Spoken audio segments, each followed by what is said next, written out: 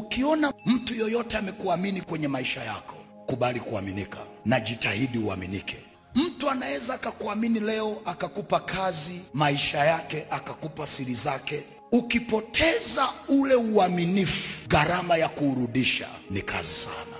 Na kwenye maisha jitahidi kuwa mwaminifu, hasa kwenye mambo mawili: fedha. Eneo la pili, mahusiano. Ukipoteza huo uaminifu, gharama ya kurudisha tena mtu akuamini ni kazi sana. Na hata akikuamini, hata kuamini kama ilivyokuwa mwanzo. Na ndio maana kuna watu wengi tumekosa provision kwa sababu ya kutokuwa waaminifu.